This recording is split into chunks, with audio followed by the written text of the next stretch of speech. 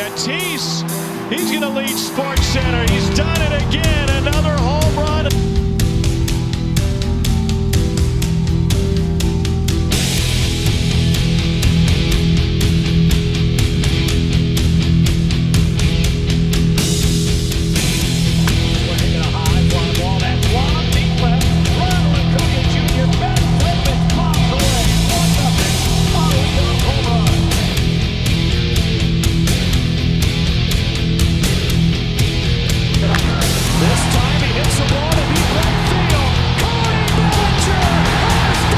Hello, everybody. Welcome to another episode of the Chasing 2 podcast, episode number 31. Took a couple weeks off, Bill, but we're back, and we're nearing the AllStar break here. So, of course, we're going to talk about the AL. We'll start the AL first, and then the next episode we'll get into the National League. So we'll start with the AL starters here. We both predicted this pretty much right on course a couple episodes ago. Obviously Mike Trout won't be going. Let's start in the catcher spot. Salvi Perez from the Royals is going. Vladimir Guerrero Jr., Marcus Semien, Rafael Devers, Bogart. So, two teams taking up the left and the right-hand side of that infield. Mike Trout got voted in, Aaron Judge got voted in, and Teoscar Hernandez got voted in for his first All-Star game. And obviously you got Shohei Ohtani getting voted in as a DH. Were you surprised with any of these? Like, who do you think is going to replace Trout in that starting outfield? I had to guess probably Cedric Mullins. I'm looking at this lineup right now, and I just realized that it's basically all the AL East plus Angels and Salvador Perez. Yeah. Kind of surprised that Teoscar got the nod at the start. Yeah. I thought for sure he'd be a reserve, but Jays fans voted him in. They did they put that work in. Yeah, I guess so. But yeah, it's pretty surprising that there's only one central player in the lineup, in the starting lineup. Kind of just shows you where the talent's at. It's on the West Coast and on the East Coast right now. Right. AL Central hasn't been really good at all, but not one White Sox in there. Is that surprising to you? It is. It is very surprising. I mean, you would have thought maybe Abreu could be in there, but with the season that Vladimir Guerrero Jr. is having, there's really no path for him to make it. And there's not even a position player from the White Sox, like not even a Tim Anderson or a Yoan Moncada or something like that. So that surprised me. The only White Sox are Lance Lynn and Carlos Rodon. We'll get into their reserves in a second here. Actually, let's talk about that right now. The reserves, Zunino, Altuve, Bichette, Correa, Matt Olson, Ramirez, Walsh, Brantley, Gallo, Adolis Garcia, Cedric Mullins, JD Martinez, and Nelson Cruz. So quite even Adolis Garcia could have started the All-Star game as well. I think it's between him and Mullins. He might take Trout's spot. Yeah. I'm surprised that Joey Gallo's an All-Star here.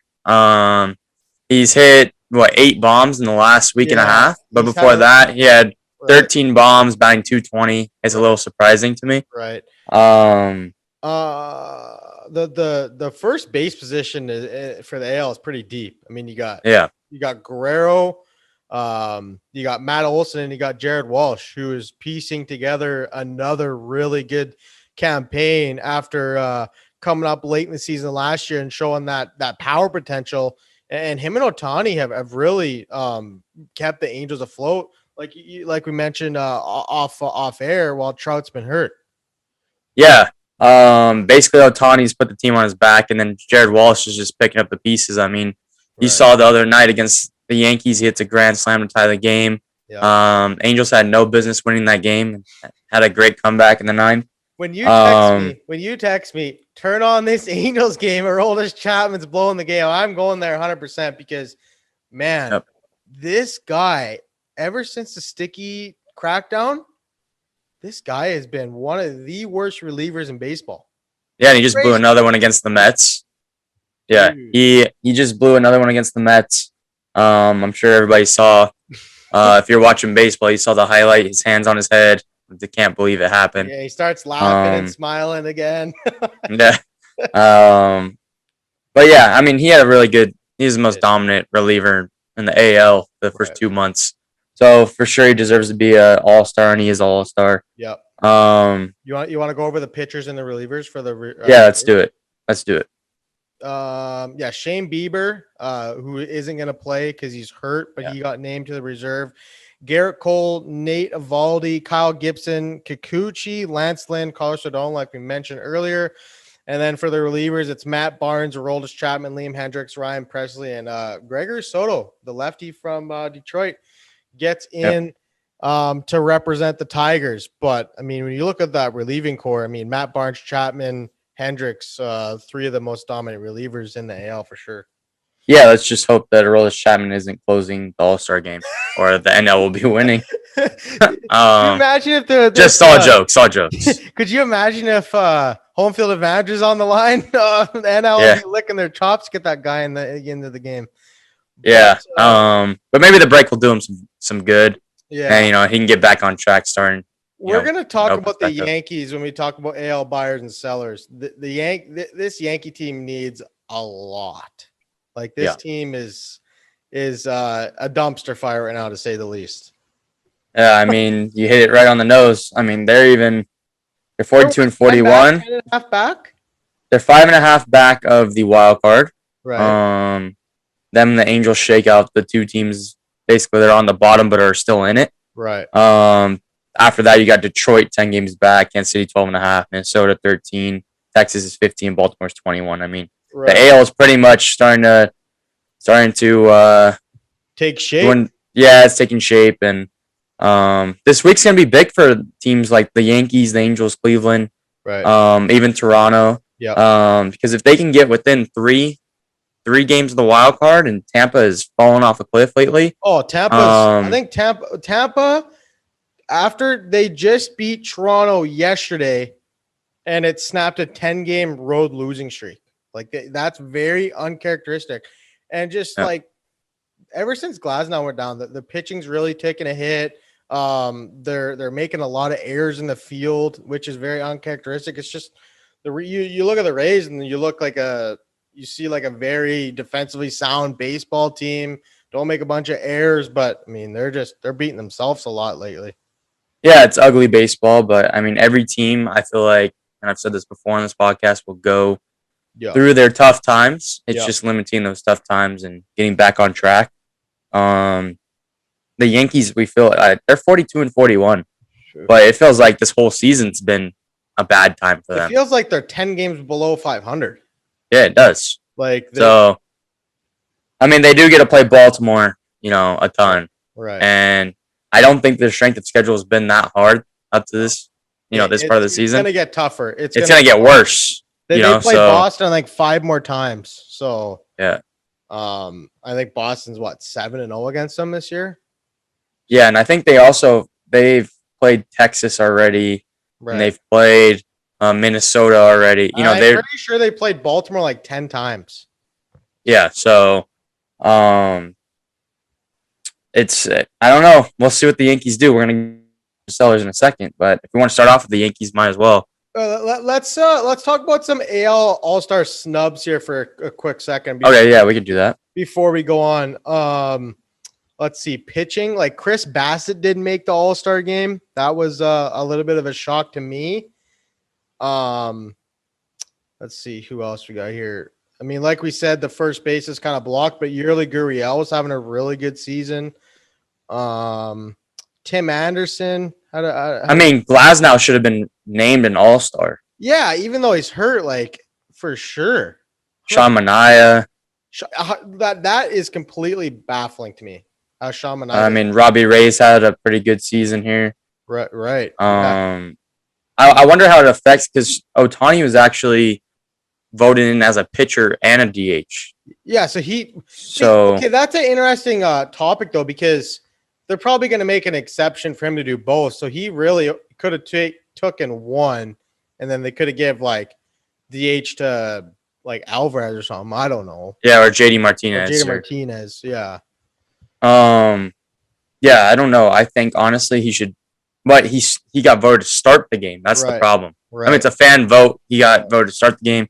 I think if he wasn't starting the game, and he should be a starter. I mean, 100%. He's the MVP right now. I mean, I think it was Vlad 3 weeks ago, but, the past 3 weeks, I mean, he's over 31 homers. He's just tied Hideki Matsui for the most homers by a Japanese player in a season. Yeah, and we've got 3 months left. We got 3 months left. So every time I go on Twitter, it's like, oh, Ohtani hit a bomb. Ohtani hit 2 bombs. It's like, dude, is this guy going to quit? Like, geez. I hope not. Hopefully him and Trout can get it going and the pitching can hold together, but that's a topic for later. And Mike but yeah, going on a rehab soon. Yep. And we're going to get into buyers and sellers, and the Angels will be on that list. Is there any more snubs potentially, though? Like you said, Gurriel, he's the 4th best batting average in the American League. Right. Jordan Alvarez has the 8th. Did not make the team as of yet. Right. There's going to be injury replacements and stuff. This might be a bias. I don't think it really is, but David Fletcher is on an 18-game hitting streak and has got his average up from like 240 to around 300 now. Yeah. And he has the 16th best. Whit Merrifield didn't make the team somehow. Yeah, I mean, this guy is batting 284. He has a 768 OPS. I mean, just, he's a grinder. I just thought, I always think of him as all-star. Or even like a Randall Grichuk. Like he has like almost 60 RBIs and almost 20 homers. Oh, I mean, what about Jonathan Scope at second base? I mean, he's got an 816 OPS. He's definitely one of the more valuable trade chips right now. 100%. 100%. So that's another snub that I would say. Let's see. Just going down the list here. So, I guess it's not All-Star season. I was thinking maybe Verdugo, but he's not. Yeah. But like you said, there's no White Sox offensively. And they're like one of the Tim Anderson has the 9th best average in the league. Yeah. Like he's batting 298. He does only have 6 bombs this year, so not as much as a power surge as we've seen in the past. Right. But yeah, I mean, I think they hit most of it on the head. Yeah. There's always gonna be snubs. Mm-hmm. And I'm sure those guys are probably gonna get in anyway. I mean, at the end of the day, some guys aren't going to be able to play. Like Schwarber just went on the IL. Somebody will take Schwarber's spot in the NL. And then these pitchers, obviously, it's going to open up more spots for the pitchers because they're going to pitch this weekend and not be able to pitch in the All-Star game. Before we talk about AL buyers, like, have you ever seen 3 weeks put together like Kyle Schwarber did? Unfortunately, he got hurt, but man, this guy hit 16 bombs in 18 games? Yeah, amazing stretch. I can't believe that we got to see that. And for me, I feel like I didn't even cherish it that much just because of Ohtani. Like, what Ohtani was doing, I was more fascinated. Shadow. Kyle Schwarber was kind of in the shadow. I feel like they were both showcased, but everybody wants that more attractive, Ohtani bombs or Ohtani bombs. I mean, he hit one dead center yesterday. It was 460. So, The thing about Ohtani is he barely swings the bat, and it's just like a rocket. Like he's just so strong. And Kyle Schwarber probably had the more impressive run. Yeah. But, I've seen one run when Bautista is 50+ homers in 2011. I think he hit 18 homers in the month of June. It was something crazy like that. It's the only thing that has been close to what Schwarber just did. But yeah, unfortunately he's hurt, so he's not gonna be able to, go to the All-Star game and potentially go on the home run derby. But yeah, let's talk AL buyers here. Of course, we got the Yankees. They already publicly stated that they're not going to be sellers despite the struggles, which is kind of surprising because, I mean, if you continue to stumble, like eventually you might have to sell off pieces, but the Yankees got a lot of money. They're 100% going to be buyers, but like I said earlier, this team needs a lot. I mean, do they have a lot of money? They haven't gone over the luxury tax 3 years in a row now. But this is a new one. People have to take into account that this is the baby Steinbrenner. It's not, it's a different era, and they're not willing to, at least in my opinion, in the last 10 years, they haven't been willing to do whatever it takes to win. Right. And that's just in my opinion. I think a lot of Yankees fans would agree with that statement. Because before they would say we don't care. The Dodgers are the new Yankees in my opinion. Oh, 100%. I think the Dodgers are putting the Yankees in their shadow. Go and get Mookie Betts. We need. Yeah.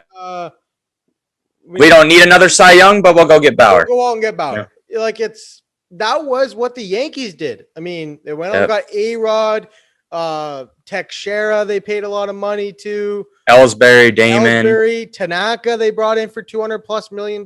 Yeah. I'm trying to think. Up until the Garrett Cole signing, when was the last big free agent? It was Ellsbury, and it didn't pan out. That was in like 2011. Probably like 2014, maybe 14? Something like that. Yeah. Okay. Yeah, and that maybe that scared the Yankees off a little bit, potentially. Yeah. So who do you see as potential fits for this club? Sorry to put you on here, but well, I mean, they do need starting pitching. Right. Obviously, there's not many premier starting pitchers out there. No. We're not doing NL. We're not doing an NL buyers and sellers today, but right. We were thinking Max Scherzer was going to be on the board. They're 3 games back, of playoff contention right now. I think the Nats should still sell. Yeah. But that's a pod for another day. Yeah. But I feel like that would have been the Yankees' best. Like a Jose Barrios for the Yankees. Yeah, Barrios would be great. He's going to cost the most out of anybody. Some guys we have on the list: Andrew Heaney, Cobb, Quintana, Bundy. Obviously, all 4 of the Angel starters, but now they're starting to creep back into the picture. Yeah. So we'll see what they do, which we'll get to. And then Marco Gonzalez, I feel like would be a good J.A. Happ reunion. J.A. Happ, I don't know. Danny Duffy. I mean, Matt Harvey hasn't been anybody who'll give you innings. I mean, I think everybody they have now is better than that. Herman Marquez, maybe the next best thing. Yeah, the Rockies can piece that together. Obviously, I don't think they would go after a Sonny Gray. They've already lived through that, and that didn't work out. And Sonny Gray is one of the best out. I mean, Luis Castillo, but the Reds are starting to win now too. So like the teams that we thought were going to be out of it, maybe Kyle Hendricks now. The Cubs are falling quick. I think if the Yankees want to do an all-in move, we're going to talk about the NL later, but who I'd be going after is Ketel Marte. If I'm the Yankees, that's an all-in move because he's got 3 years term, I'm pretty sure. He can play the infield and the outfield. They need outfield help badly. I mean, they got a third baseman, Miguel Andujar, playing left field, and he's looked atrocious out there. But he just went on the IL. Andujar? No, Marte. Marte. Yeah, okay. So it's kind of a hard sell. Yeah. I mean, it would be, like you said, more of a long-term move. Right. Also sets him up to potentially play some short. Right. Which, I mean, I don't really think Ketel Marte is better than Gleyber Torres at this point at short. They're barely both, not great there. They do need starting pitching, as we said. Yeah. They need outfield depth. They need another reliever. Do they swing for the fences for a Joey Gallo? That would be a Yankees type move. But how does that help them? You're right. I mean, they do need another bat. Don't get me wrong. They need another bat. But they need a cheap. I feel like to me they need a cheap bat. So I'm thinking more of let's see here. Like a Jock, but maybe Jock. Maybe even Jorge Polanco. Yeah. Okay. Carlos Santana. I know he only plays first, and they have Voit, but the Yankees are gonna sign one of those big fish shortstop next year. I think that's already a slam dunk to happen. Whether it's Baez, Seager, or Story. I think one of them is gonna be wearing pinstripes. Okay, but where does LeMahieu, Gleyber, and Urshela fit in there then? Because you have Voit at first. They're not constructed well. They're really not. They're not. Right now they have LeMahieu as a first base. You got Stanton playing the outfield /DH. this lineup, you're right. Like It's a day-to-day lineup. It's not a consistent day-to-day lineup either. I mean, they're piecing it together every day, which is good to have. I mean, they have good pieces to do that, but it's just as a team, I don't think it's constructed. Like they don't have specific roles. And I feel like they're a team that plays in a stadium that needs specific roles. Like, dude, you have literally the best advantage for left-handed hitters, and you don't have any left-handed power. Like you know the Yankees, they always have like those big left-handed bats, right? Like there's no Rougned Odor, is that your guy for left-handed power? Like no, like maybe like in 2015 and 16, but we're in 2021, and this guy is almost batting under 200. Like this, that's your answer at second base. Is Rougned? I mean, he's a bench piece, but like you said, they don't have lefty bats. Aaron Hicks obviously hurt, right? And Gardner, he's hovering around 200, and he's an older player. He's like 30, yeah. So you're correct. They don't have any lefty bats. They need lefties. I think Jock would be a good fit there. I mean, I think Jock would be a good fit. He's got some swing and miss, but I mean, he would pepper that. But he could, right? But he also could hit at the top of the order. He's used to, hitting, setting a table. Yeah. Yeah. The Red Sox. I wouldn't even do anything with the. They need starting pitchers. I mean, we have Garrett Richards coming out saying he's learning how to pitch right now. What did you think about that? Like, you watched the guy from when he was a rookie up until basically his whole career. Like, what do you think of him coming out and being like, yeah, I just started throwing a changeup 3 days ago. I can't throw my curveball anymore. Like, I gotta basically reteach myself how to pitch. And he's not a young guy anymore. He's kind of at the wrong side of 30 right now, pitching wise. Like, what did you think of those comments? I think it's fair. I mean, granted, they're throwing in substance rules midway through the season. Like we've seen it affect a ton of pitchers. Whether it be right or wrong, hey, you got caught. Now you're paying the price of it. But I mean, some of these guys aren't even using the Spire Tech. Like I feel like sunscreen rosin. It's a whole different conversation. I don't really want to get into that again, but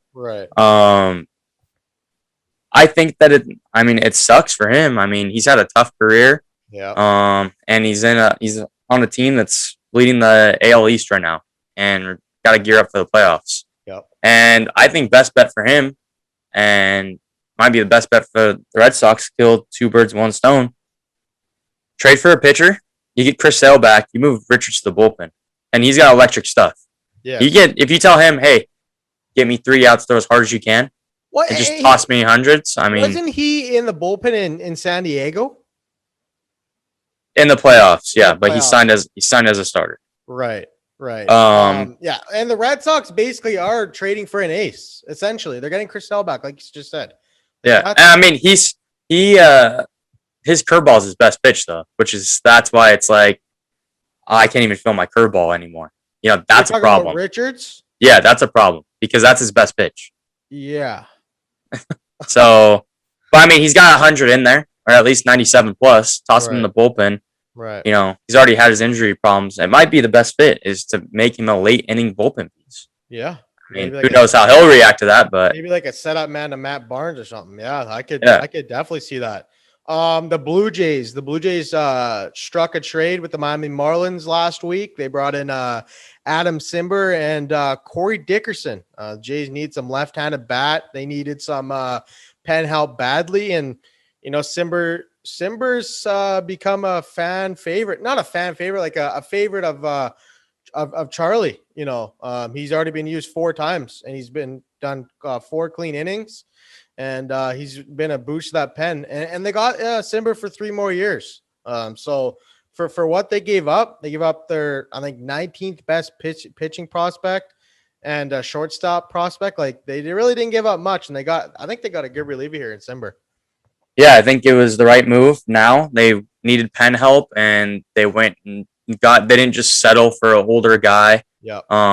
Like some of these teams will have to. I mean, Yusmeiro Petit. I mean, he's not going to get traded, but I'm saying a guy like him, He's solid. He'll eat you innings, but they didn't settle for like a Joakim Soria who hasn't been as good as Petit. Is basically what I'm saying. Right. And maybe they do go get a Joakim Soria, which won't be a bad move. I mean, I'm just saying, Simber, younger guy, throws funky. It's good for that ballpark, any ballpark they play in, whether it's Buffalo or the Rogers Center. He's a ground ball guy. Yeah, ground ball guy. Yep. And that's what you need in those ballparks. So, the Dickerson one was interesting because I think the writing is on the wall for Rowdy Tellez.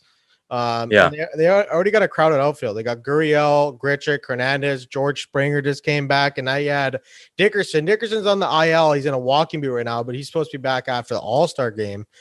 But I mean, I think the Blue Jays are going to have to trade one of their outfielders because even if you play all four, one of them has to DH. So unless they just view Dickerson as a strictly a bench bat, which isn't a bad thing either. Yeah. And that's maybe what he's going to be, or maybe a platoon with Gurriel. Mm-hmm. I mean, I don't know how Gurriel has been hitting righties this year. You know more than I do. Okay. He's just not very good in the outfield. I don't know how that man won a Gold Glove last year. maybe we see Dickerson and Gurriel do a platoon. Because Dickerson's a much better defender than Gurriel. Yeah. And they'll probably move Teoscar. I'll move Teoscar to DH and have Grichuk and Springer, Grichuk in right and Springer in center. Yeah. That's basically what I would assume they do. Yeah. But you're right. I mean, going back to their pitching problems, they still need a starter too. I mean, let's not be oblivious to that. I mean, Hyun-Jin Ryu's also been struggling. It's actually weird though. You look at the Blue Jays pitching, like their starting staff. You got Stripling, Ray, Steven Matz, Ryu. Hold on, I'm missing one more. Who am I missing? Thornton. Anyways, regardless of the fact, Ross Stripling in his last 7 starts, he's got a 2.2 ERA. Like he's really, had a comeback season. You want to know what Ryu's ERA is? His last 7 starts? Not good. 5.2. Like it's like the rotation's flipped. It's weird, but Robbie Ray's enjoying a good year. Jose Barrios' name has been linked to the Blue Jays for the last couple weeks. It would probably cost him a groshens to get. I mean, if you throw in like a Nelson Cruz and Barrios, I think the Blue Jays should be all over that. Then Gurriel definitely is going the other way. That's your full-time DH. Gurriel goes the other way. You're saying Groshans the other way, and maybe like a Klostein the other way. But they have Royce Lewis. Do they really want Groshans? I mean, not do they really want Groshans, but I mean, they play both shortstop. So Groshans has played half the games at third this year too. So that's definitely something to keep an eye on. But you got to also take into account Donaldson's still linked up for another 2 seasons. Yeah, we're gonna definitely. I mean, he could full-time DH. He could full-time DH. So good, and maybe that keeps him healthy more. Yeah. But yeah, Blue Jays definitely need another arm. Let's go over to the Oakland A's. The only position that I see they need is probably a second baseman. Now they got Tony Kemp at second base. They got him playing a little bit of the outfield too.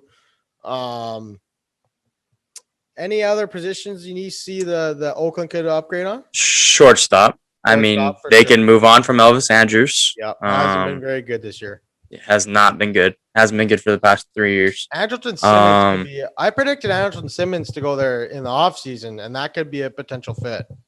Yeah, I think Simmons, maybe even Javi Baez. I mean, I don't know if they want to get the rental guys. 2 weeks ago, you said that Trevor Story could be a fit in Oakland. I called you crazy, but do you really think that could happen? It depends on cost, and I think they have I don't think they have a good shot at getting Baez or Story to sign long term. Exactly. This would be like a go for it move. But Simmons is a guy that would maybe sign long term. Yeah. So obviously completely different talent. Simmons isn't having a good year at all. No. But not good. He's having an average year. Right. But he's a premier defender. Right.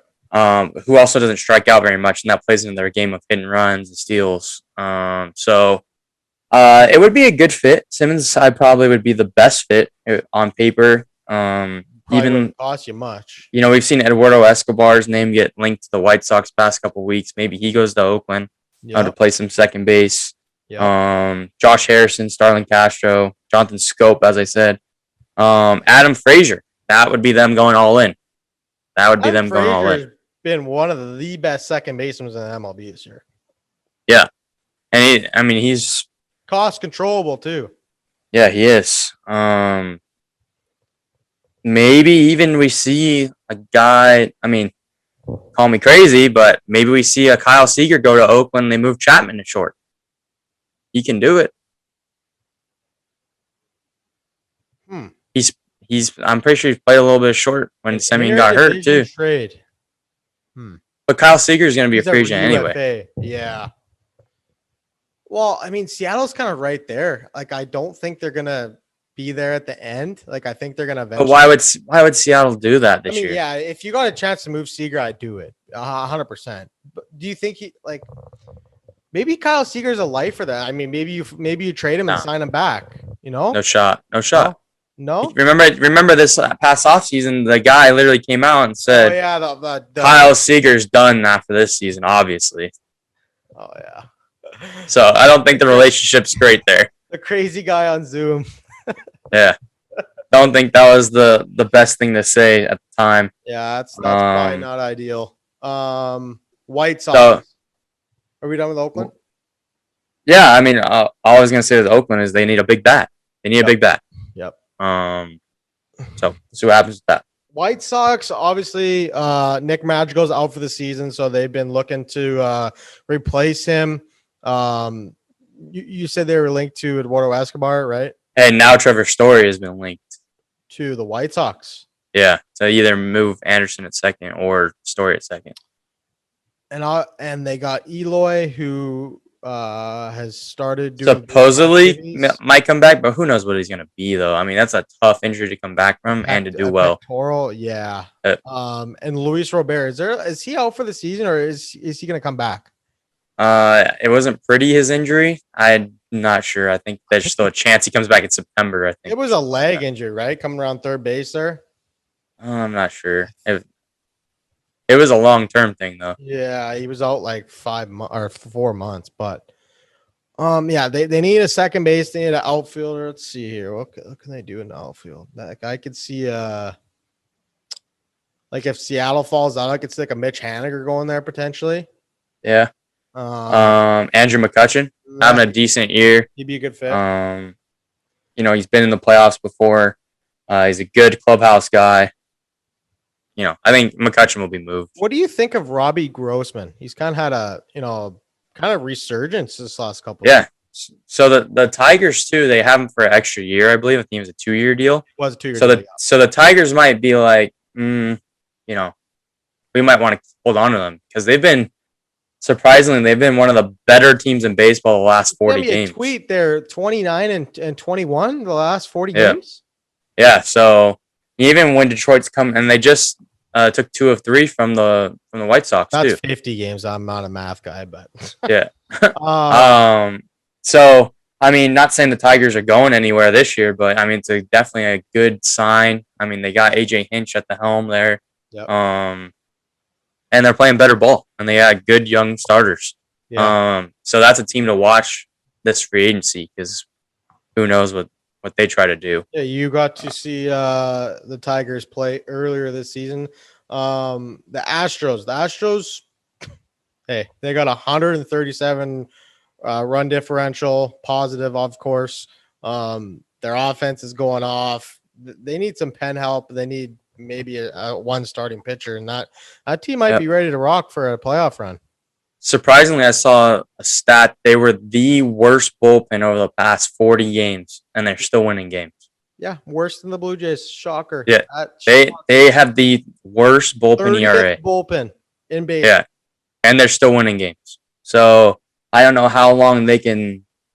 How long can the maintain that? Like, that's crazy. And I'm not saying they're going to fall out of it because I don't think they will. They have that much talent on their team. And they've surprised me. I thought they weren't going to be very good this year. Not that they weren't going to be very good, but I thought they weren't going to be the Astros we've seen over the past this 5 is the years. last dance. This is the last dance for them because Maybe. Correa's gone.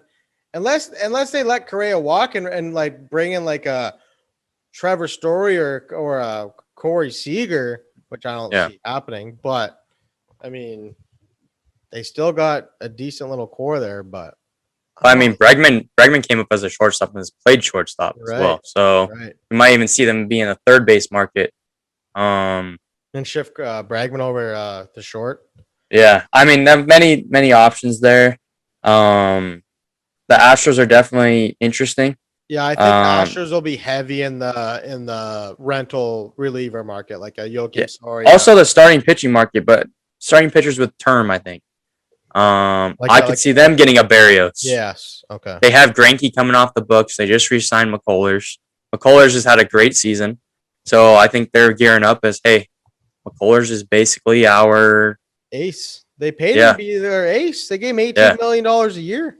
Yeah. So, and then Greinke, like I said, is going to be a free agent, and then Justin Verlander, who hasn't pitched all season, and I suspect he will not pitch at all this season based off of him being a free agent. I think that he's just going to say, doesn't want to put that in jeopardy of him getting exactly.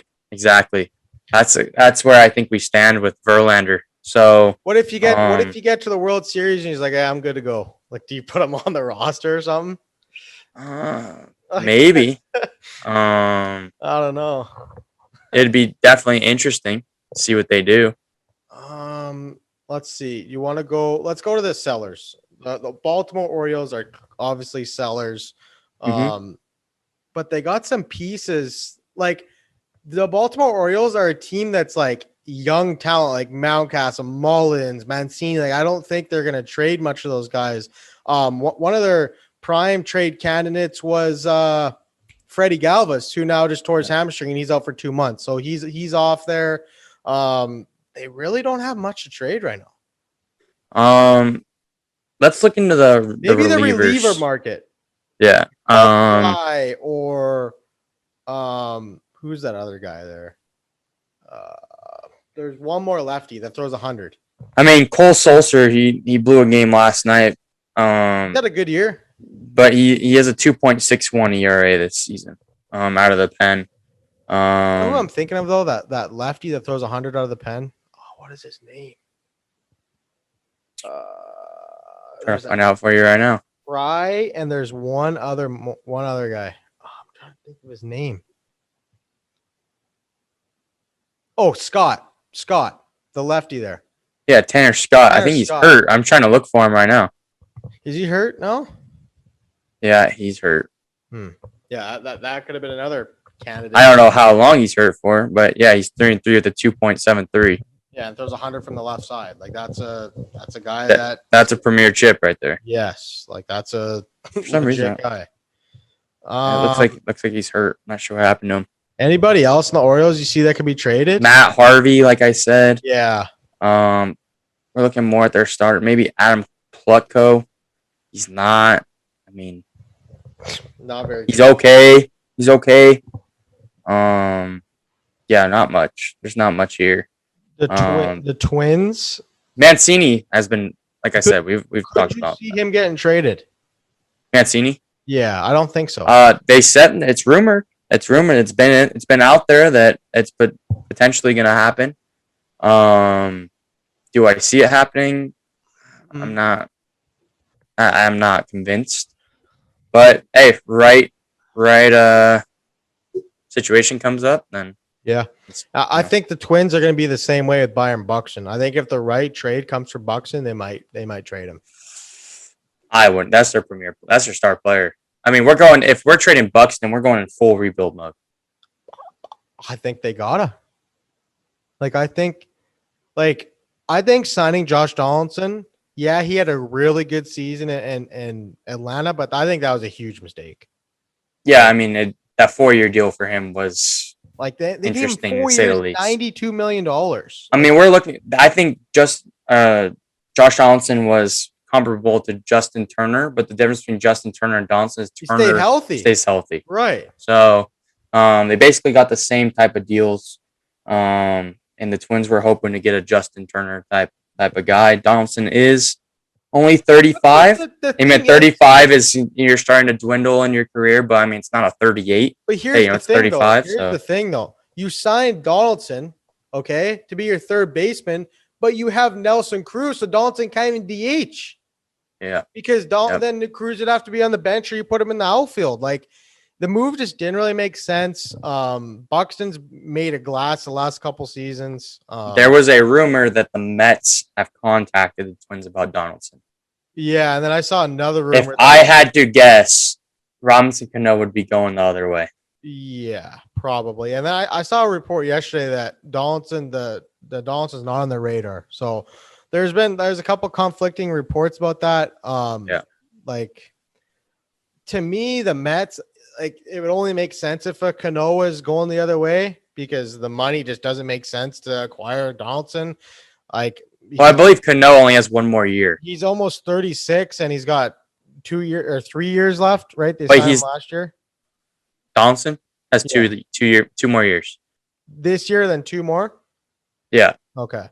And then Cano is not getting paid right now because he's suspended. Yeah. So, I mean, there's a little money gap. You know, there's things around that. I don't know if players with steroids can be traded. I don't know if there's like a rule on that. That'd be something to look up. Maybe after the pod, but like there are other guys on the Twins, like you mentioned, Barrios, J Happ, Nelson, Alex Colomé. Not having a good year, but I mean, somebody would definitely take him. A flyer, yeah. Kenta. I mean, Kenta's not getting paid anything. Hansel Robles, Miguel Sano, Simmons, like we said. Yeah, I think everybody's on the board other than Kepler, Kirilloff, and Buxton. Those are the 3 guys I think are off the board. Maybe Luis Arias. Those 4 off the board, and everybody else. They're in the kind of the same position as the Angels, and we'll get to them in a second. They got a lot of expiring contracts, right? Yeah. So maybe Tyler Duffy. Tyler Duffy's been pretty good. They're just it's just been a very disappointing season for the Twins. We thought, they'd be in the wild card hunt, and like what's their record right now? Their record is 34-48. They're half a game behind the Kansas City Royals and they're in dead last. Like a minus 64 run differential for a team that scored the most runs in baseball the last couple seasons. It's just been a disappointing season for the Twins. Yeah. No other way to put that. Moving on to the Tigers. There are some trade chips here. Mm-hmm. Like we said, Robbie Grossman. Yep. Tyler Alexander is interesting to me. But this team, like we said, it's young. Yeah, it's young. I don't think they'll move on from Soto, who's like the Orioles. They've got a lot of young talent. Yeah, but this team's a little bit more geared up to win sooner. Right. And I don't think I think Jonathan Scope will be on the move. He plays more first base than he does second base nowadays. Do we see Spencer Torkelson this season? I think the next one. You don't think he'll be a September call-up? You think they'll get? I don't think it makes sense. I don't think it makes sense. I mean, wait until April, get an even extra year after that. Two. So, well, next year? Well, that might. Yeah, we don't know what's going on. Yeah, that Super 2 might be out the window. Yeah, we don't know yet. Does it scare you that the stuff that's going on with the MLB and the MLBPA, does that scare you for a negotiation next upcoming winter? I think it should, but I think also they understand we cannot go through a strike after going through the 2020 season. You can't go through a pandemic and lose all that money and then go on a strike. First of all, you would lose billions of dollars. Second of all, you lose a lot of fans. Yeah. Right? Well, also players don't get paid during that time. Right. And are players really going to want to take another hit? Well, the biggest players, the PA's bargaining tool is the DH, right? And then on the MLB side, you got expanded playoffs. So, those are minimal. I think those are very minimal trade chips. It's going to be service time. That's going to be the big service time. Right. The big negotiation that they got to get through. Right. It's 6 years now. You think that you said that they're going to go down to 4, you think? I believe it will be a 4. Okay. But I think that they could implement some type of franchise tag, like just how they have the qualifying offer. Right. I think they could implement some type of like franchise tag for that How fifth it works year. now is you get a 3-year rookie contract, right? Yeah. And then And 4 3 years, ARB. 3 ARB. a 3 ARB. Unless you're a Super 2.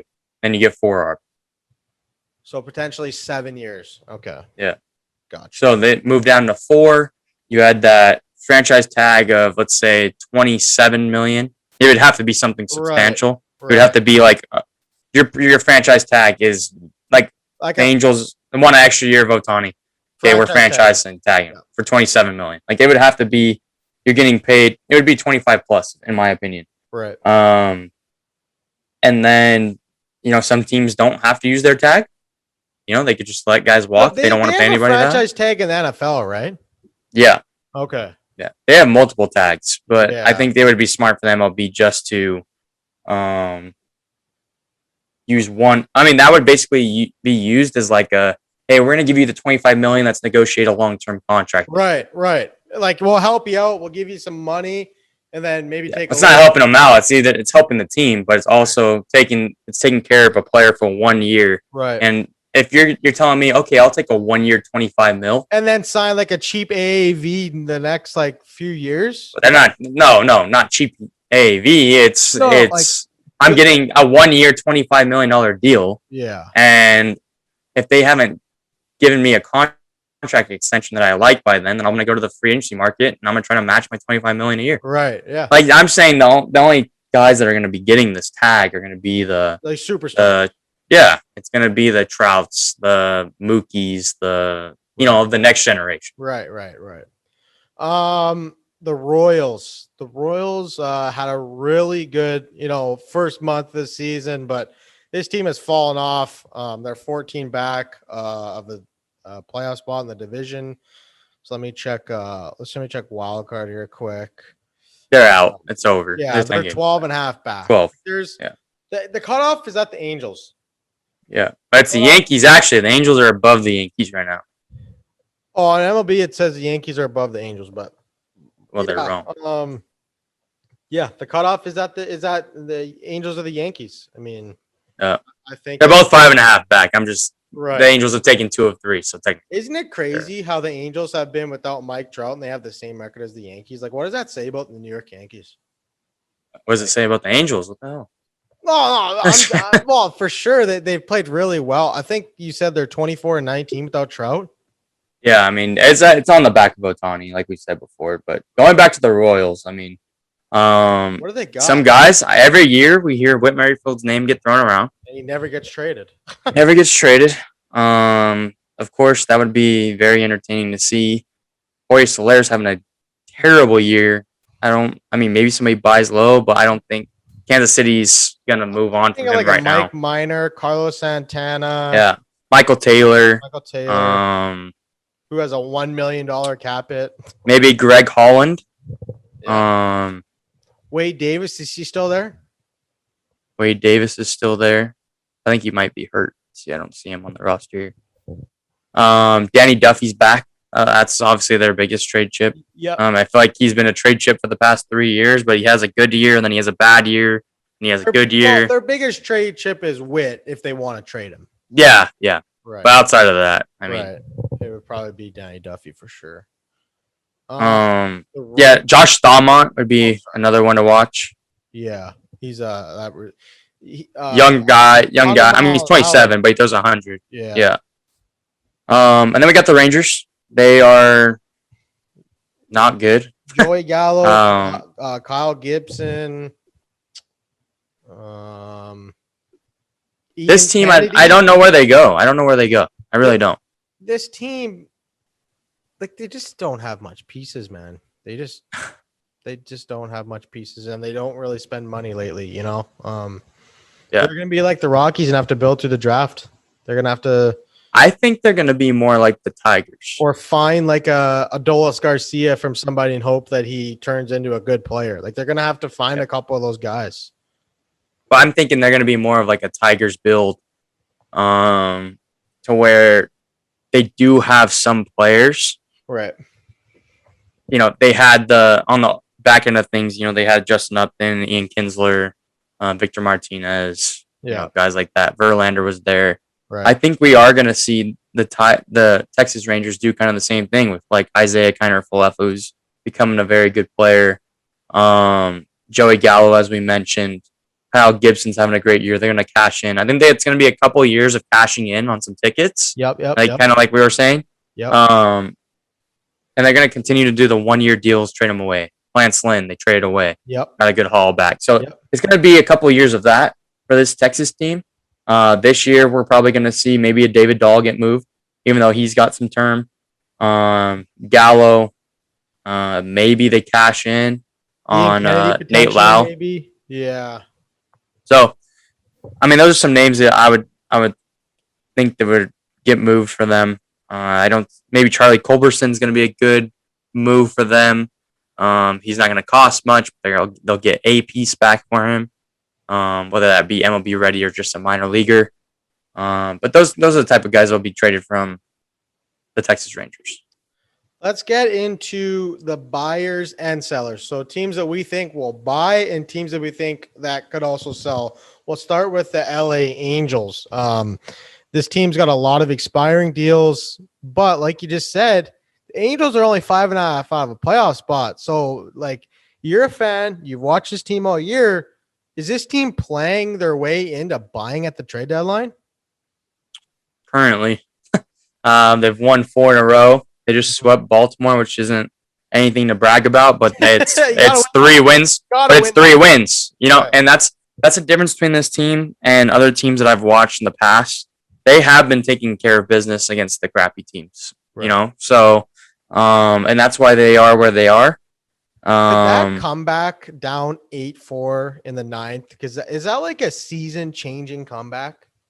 It could be. I mean, this is a good test. I mean, they have Boston tonight. The next 3, they could steal one, and then Ohtani on the mound win that one. You take 2 of 3 from Boston. Take 2 of 3 from Seattle. I mean, that would make them 3 games over 500 going into the break. Then you get Trout back, and you get Trout back. Exactly. And then you're trading for pitching, right? So, and they're not going to trade for. They're not going to trade just for any guy. Like it's going to be a Sonny Gray with term. It's going to be Kyle Hendricks. Okay. It's not going to be a UFA. They already have those. If you want like a Luis Castillo type, you willing to part with like one of your top prospects? Like it would have to be Marsh or Adele, right? And Adele's tearing it up right now. His trade value is the highest it is. If his K rate wasn't so high, I really think that he'd be up in the majors. Yeah, he would be 100%. Like he's tearing the cover off the baseball. He has like 25 bombs in AAA already. Like it's stupid. Like this guy should be in the majors. He just strikes out a lot. I think they're still trying to figure out is he our piece that we move for the right guy, or is he our piece that we build around him? Ohtani, Walsh, Trout. Like on paper, it's pretty, right? But you already have those offensive pieces.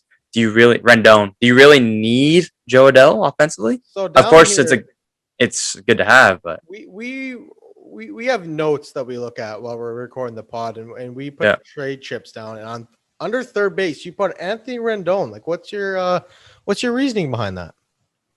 At the time of us making these notes, and granted, we made these notes a week and a half ago. Right. I was thinking, hey.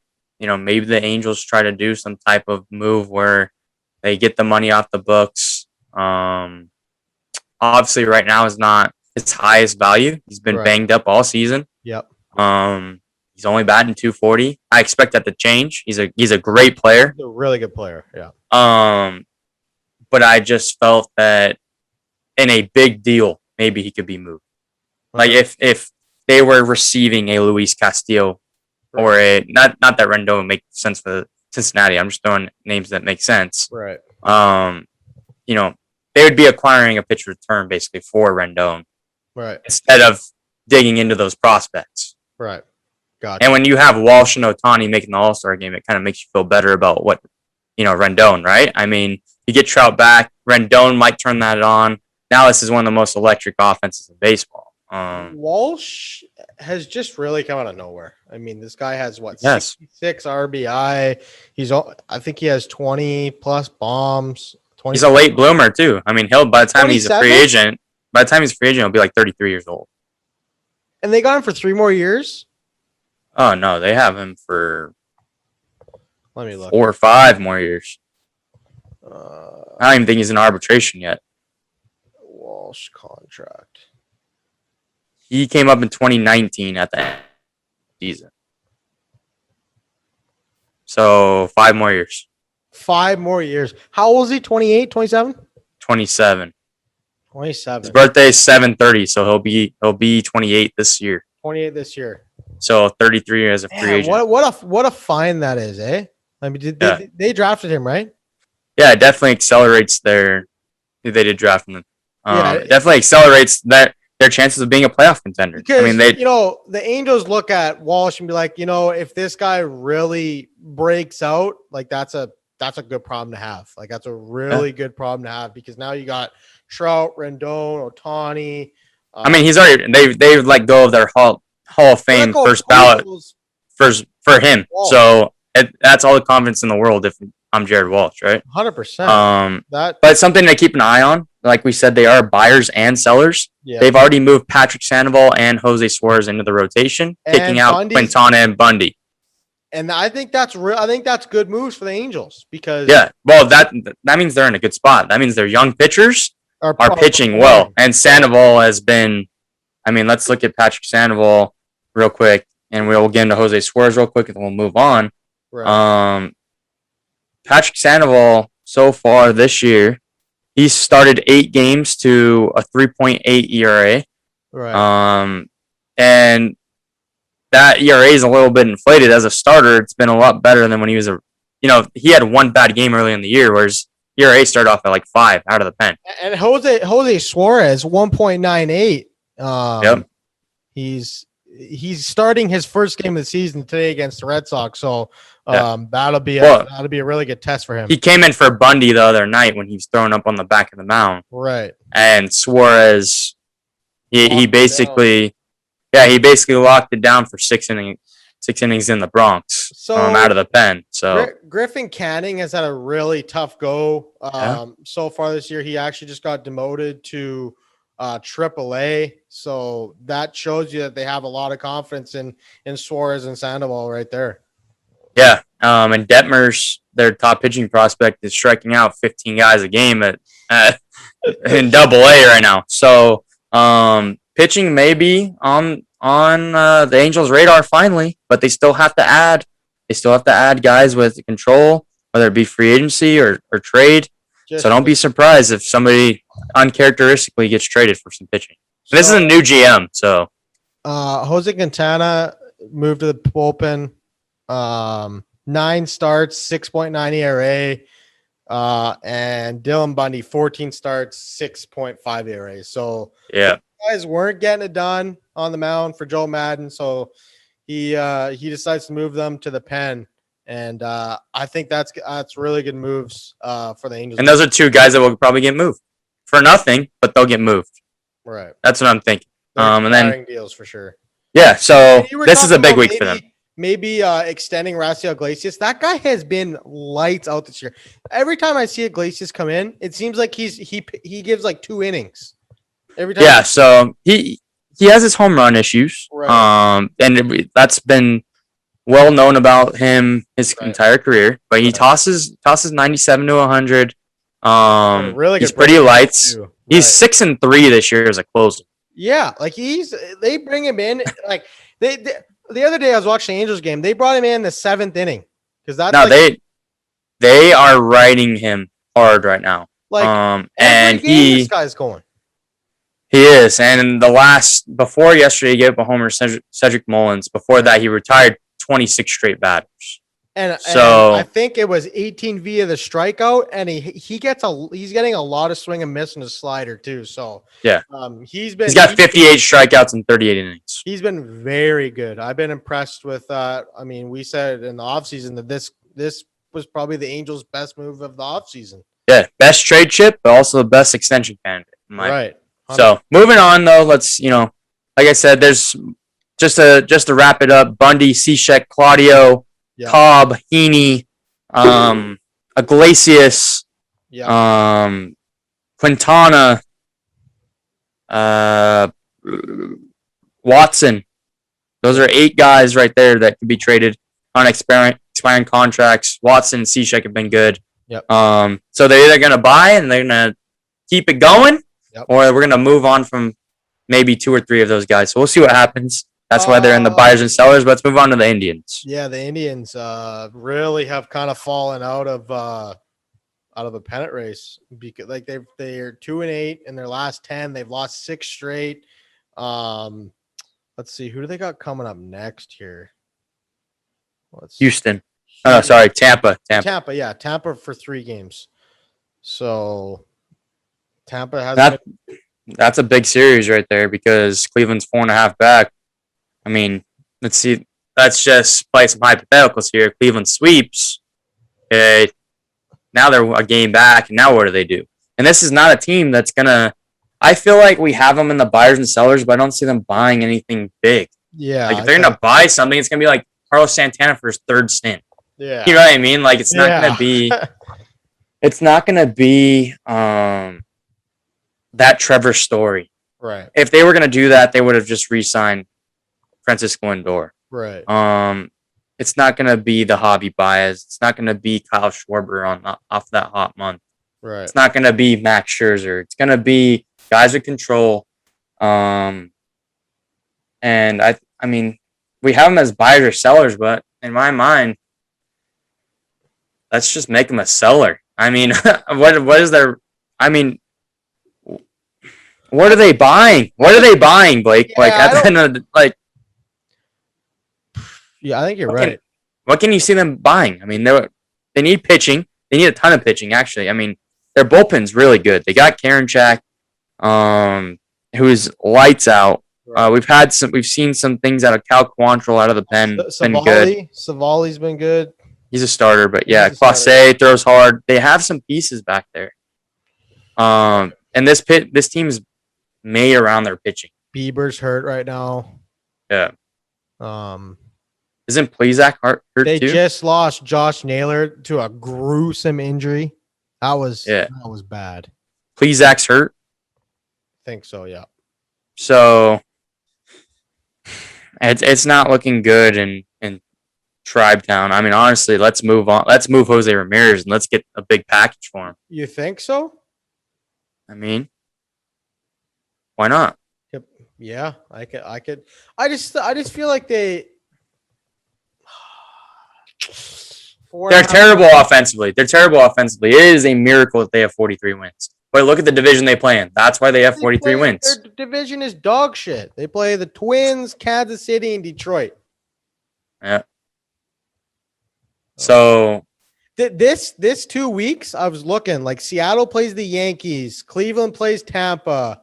Like a lot of these teams are the Angels play Boston. Like a lot of these teams are playing each other that are in the race. You know what I mean? So like a sweep here or there for somebody could dramatically change the outlook of the playoffs. Well, yeah, Tampa sweeps. I mean, Cleveland's looking at seven games back, and it's out. They're done. Yeah. There's no coming back from that with this Indians team. Right. Yeah. And at least in my opinion. I mean, you never know, but I felt the same way about the Angels, and I felt, the same way. I mean, Seattle's 3.5 back somehow. They've been playing good ball, but they're really not that good of a team. Is it surprising that the Detroit Tigers are only 10 back? Like that's a lot, obviously, but like I never would have thought that they'd be 10 back. Well, they had a terrible April, and they have been pretty good after that. So don't expect them to be anything special. But like I said, the Indians, you look at their pieces, you're just like today they have Logan Allen starting. He's 1-5 with an 8.38 ERA this season. Like they're having these guys toss games for them. Oh God, and they have Eli Morgan, who's bad. I mean, they're young. Let's not say bad. I mean, that's these guys can become studs. We've seen them do it with other guys. Yeah. I don't want to write these guys off. I'm not trying to talk crap about anybody. Just right now, as we speak, they're just not. They're not ready. They're not ready to contend, and we know that. You could say that about the Mariners. You could say that about the Angels that we're talking about. You could probably say that Maybe even about the Yankees. Are they ready to contend?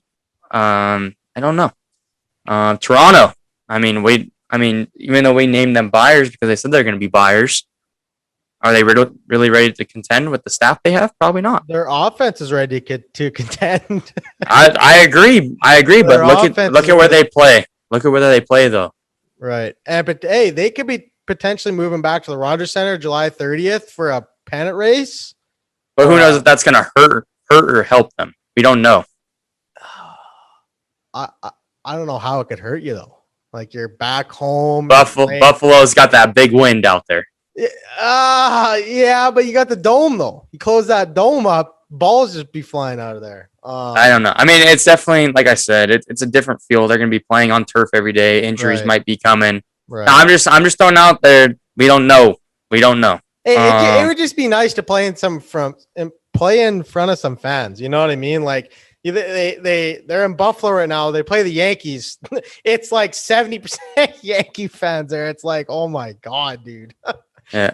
Well, let's move on to Seattle because it's actually an intriguing team to watch. 3.5 back right now. They've won 6 of their last 10. Yeah. They're 3.5 back with a. This is weird to me. Toronto Blue Jays have a +73 run differential, 4 back. Seattle is 3.5 back with a -42. It's their bullpen. Their bullpen's been pretty lights out. They had that 1 month where they had like a ERA under 1 as a pen. Yeah. So it's the pen and Kendall Graveman. Kendall Graveman is he's tossing 100 out of pen. He's 2-0 with a 1.03 ERA. He's got 8 saves out of the pen.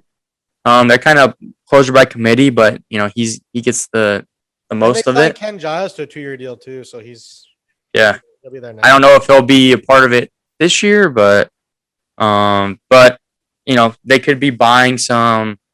I could see them getting a long-term first baseman. I don't know if they're really. They got White there, right? That's right. Evan White, right? He's hurt right now. And their outfield looks pretty on paper. Their outfield looks long-term. Future looks unbelievable. Yeah. You got Kyle Lewis, you got Taylor Trammell, and then you got what's his name? What's the other guy's name? Kelenic. Kelenic, yeah. Yeah. So, 3 guys right there. Ty France has been hit or miss this year. Mm-hmm. Maybe they look for a second baseman. Dylan Moore hasn't had that great of a year, but he's not having a good year at all. But he just torched the Blue Jays. Of course he did. Shed Long Jr. has been decent. He's been okay. He's only batting 209, but it seems like he comes up with some big hits late. Yeah. Jake Fraley. They don't have the names. They don't. There's nothing sexy about this team. They lost Paxton with Tommy John. JP Crawford's having a hell of a year, 289. Yeah, he's been really good. He's been really good this year. So basically, I say go get a name. Do you think we cash in on a JP Crawford? I know he has some term there. No. You wouldn't trade him? I think that's a chip they're building around for the future. I'd be surprised to see him get moved. I think they need to add a star. They need to add a star, whatever position it is. They need to add a star. So, and Jerry Dipoto has signed guys in the past when he was. I said this off air. I think Chris Bryant, this free agency, would be a great choice for them, and a great move for them. Mm-hmm. But obviously, we'll see what happens. This trade deadline, though, we're gonna get into the NL All-Star starters and reserves, and then the NL buyers and sellers. But I think that teams. What's the date today? July 5th. Yeah. I think by the end of this week, their trades are gonna start coming in. I think we could see that. We saw Manny Machado get traded at the deadline, right? And we've seen. I think that teams are gonna a team like Toronto or a team like the Yankees or the Angels that make that move before the deadline to try to give the team a little bit of a boost, maybe. I think that the Yankees and Jays, yes. The Angels, I would have to disagree with you just because I think they're going to wait this thing out as much as they can because they need to decide what they're doing. Right. If they're under 5 games at the deadline, so the 29th, right, or the 31st of July, Yep. then they're selling or they're buying. If they're under 5, they're buying. If they're over 5, they're selling. So that's the number 5. 5's the number. I think so. It might even be 4. It's just my opinion, but I think that the GM there knows that Trout needs to get in, but Trout really hasn't done anything this year because he's been hurt. So you can't really be like, well, we got to get Trout to the playoffs. But Trout's not even getting Trout to the playoffs right now. Right. It'd be Ohtani getting the Angels to the playoffs. The good thing about the Angels case is they get to play Oakland and Seattle, teams that they're chasing, right? That's a good thing, right? Same thing with the Jays. They got to play Tampa Bay, who they're chasing. Like anytime that you get a chance to play division rivals that you're chasing, I think you'll always have a chance if you take care of business. Yeah, well, the Angels haven't been buyers for a long time. So when's the last time they bought? 14? Maybe 15, maybe 15. Yeah, 15. They missed the playoffs by 1 game. They lost on game 162. Yeah. Yeah, Cleveland. I think we can mark them as sellers. Angels are borderline. Yep. Seattle hanging in there for now. I mean, things could change all this week though. I don't know. Seattle plays New York and they play the Angels this week. Yeah. So, I mean, if they have a bad week, Seattle bumps down a couple spots. We're looking at a different situation. Right. Obviously, it's a little premature. We're 3 weeks out, but we really don't know. Right. So yeah, that'll do it for episode 31. Did we miss anything? I don't think so. I think we gave everybody some love or some hate some hate. I mean, in the AL, I would love to see your team, the Jays, get close to getting there. I would love to see obviously my team get there. Right. And I think I want to see the Yankees battle. I mean, even though it's tough to think about because, we've grown up in the era of we hate the Yankees or whatever. I want to see this Yankees team go from 42 to 41 to knocking on Boston, Tampa, and Toronto's door because that's going to make a good race. No.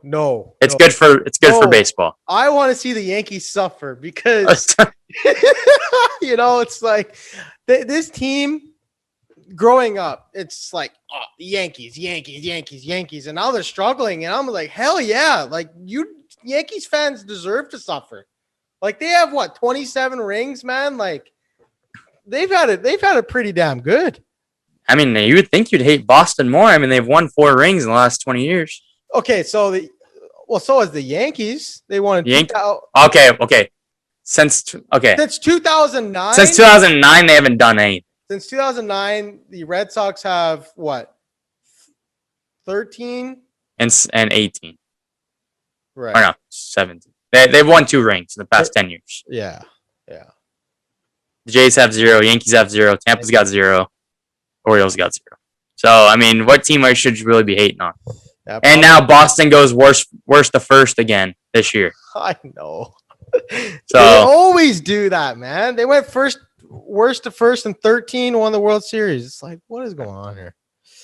But who do you want? Let's say Tampa and Oakland are the who would be your matchup you want to see in the wild card? Obviously, you got Toronto against who?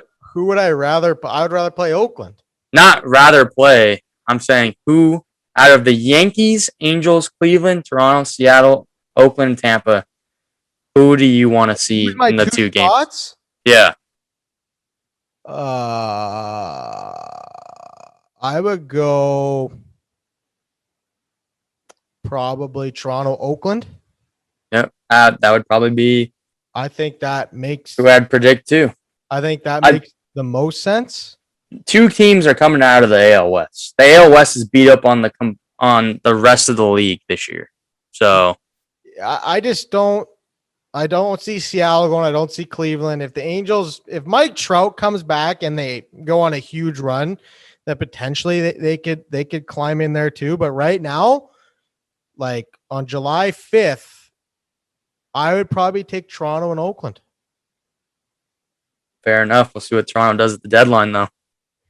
Yeah, I mean, they bought last year, right? They brought in, I mean, Jonathan VR is dog shit, but they brought in like Robbie Ray.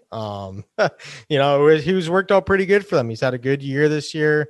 If they can add another, does Boston win the East? I think so. Yeah, I think like I said, unless the team just goes off, the Boston's getting back Chris Sale like right away. I just don't see him slowing down. The offense has just carried him. It's been really good. You got Oakland, or you got Houston in the winning the division? I got Houston. I think so. I think Houston. How many back is I believe 3 games. 2 games. Let's see. 3.5. 3.5. Oakland, back. 3.5. Yeah, I mean they still could catch them. Isn't that crazy though? Like that's another thing. Houston plus 137 and Oakland here plus 29 is only 3.5 back. Like, isn't that nuts? Oakland's got a good bullpen. Oh, yeah, man. Like I just feel Oakland's got a good pitching. Oakland's got the best pitching in the league. Isn't Oakland in the West, I should say. Isn't Oakland known to score a lot of runs though? No, they're known for their pitching. I mean, you got to think they really don't have anything other than Matt Olson and Matt Chapman. And Matt Chapman has been not good. No. And I mean, Canada's been okay. I mean, that nobody's really doing anything crazy on the Oakland A's other than Matt Olson right now. I mean, let's look. Tony Kemp, like you said, Ramon Laureano was a damn good player. Jed Lowry was good early in the season, but for a month, falling off. They're just not good. They're not good offensively, but they pitch the crap out of the ball. Actually, they lost 1-0 to the Red Sox. So they pitch the crap out of the ball, and they have the right guys to toss the rock, and that's why they're where they are. Like I said, if they add a Trevor Story, and then it's a different team. We're talking about a division crown if they get Story for sure. Yeah. So I think we'll wrap it up there. Let us know what you think about your team. They should be buyers, sellers. Yeah. If we hit some, if we missed, if we're crazy and think that Seattle, the Angels, and Cleveland are 100% sellers and not in the middle ground, let us know. Yep. Okay. I don't really care about your opinion. That's mine, but I'll listen to it. I'm just kidding. I love the fan feedback. Getting texts like, "Hey, your podcast was really good this week." It means a lot. Right. We're not always gonna hit it on the nail. We're not. We're gonna have different opinions on things. Blake's very biased, so. Whoa. Biased towards the Jays. No, I'm just kidding. It's hard not to this offense. They need some pitching. This team could. If the Jays had pitching, this might be biased. They might be first in the AL East. If they had a bullpen. And that's where we'll end it. Don't forget to subscribe to us on YouTube, Spotify, iTunes. We appreciate all of your listens, views, and stuff. Follow us on Twitter. We got a Facebook page, and thank you guys for listening. Yeah, take care, guys.